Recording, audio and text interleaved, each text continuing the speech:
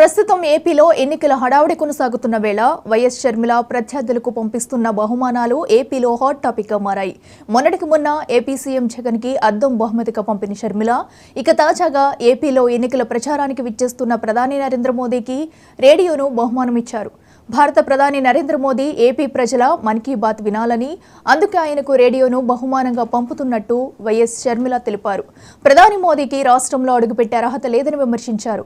మోదీ 10 ఏళ్ల పాలనలో ఆంధ్రప్రదేశ్ రాష్ట్రానికి చేసిన మోసాలపై 10 ప్రశ్నలు సంధిస్తున్నట్టు పేర్కొన్న షర్మిల ఎన్నికల కోసం మోదీ ఏపీపై కపట ప్రేమను చూపిస్తున్నారని మండిపడ్డారు.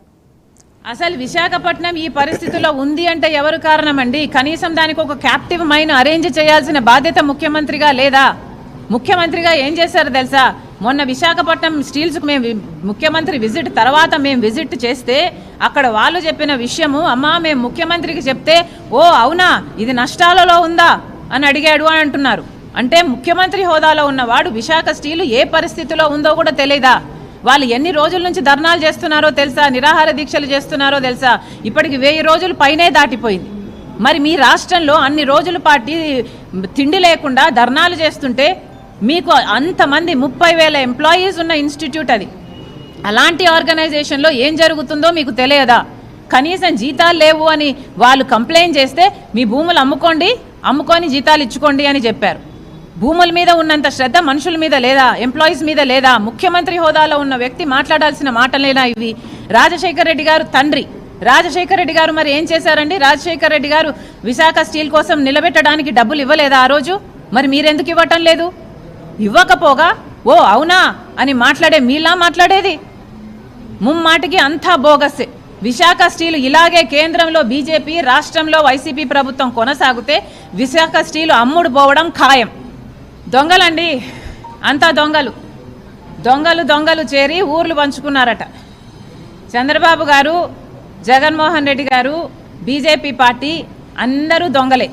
వీళ్ళ దొంగలందరూ కలిసి ఊళ్ళు పంచుకోవడానికి అందరూ ఒకటిగా ఇప్పుడు తయారయ్యి మన ఆంధ్ర రాష్ట్ర ప్రజలకు ఇన్నాళ్ళు పట్టిన కర్మ ఇప్పటికైనా రాష్ట్ర ప్రజలందరూ గమనించాలి. వీళ్ళంతా ఒకటే. అందరూ దొంగలు ఒకటై ఊర్లు పంచుకోవడానికి చూస్తున్నారు. గత 10 సంవత్సరాలు తిరిగేసి చూసుకుంటే అసలు మన రాష్ట్రం ఎక్కడ ఉన్నింది, ఎక్కడ బిగిన్ అయింది 10 సంవత్సరాల కింద, ఇప్పుడు ఎక్కడ ఉందో ఒకసారి చేయండి. అసలు ఎక్కడ వేసిన గొంగలి అక్కడే ఉంది. 10 సంవత్సరాలుగా ఏం సాధించామండి మనము? ఒక రాజధాని అయినా సాధించామా? ఒక ప్రాజెక్ట్ అయినా పూర్తి చేసుకున్నామా? రాజశేఖర్ రెడ్డి గారి జలయజ్ఞంలో ప్రాజెక్టులు జగన్మోహన్ రెడ్డి గారు నవరత్నాలలో పెట్టారు. రాజశేఖర్ రెడ్డి గారు 54 ప్రాజెక్టులు మొదలు పెడితే వాటిలో 12 ప్రాజెక్టులు రాజశేఖర్ రెడ్డి గారు పూర్తి చేస్తే మిగతా 42 ప్రాజెక్టులు జగన్మోహన్ రెడ్డి గారు అధికారంలోకి వచ్చిన వెంటనే పూర్తి చేస్తామన్నారు.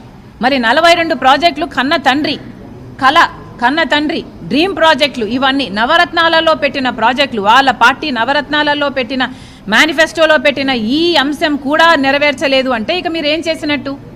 42 ప్రాజెక్టులలో జగన్మోహన్ రెడ్డి గారు సమాధానం చెప్పాలి. మీరు సగం చేశారా, కాలు చేశారా, 10వ వంతు చేశారా, ఏం చేశారండి?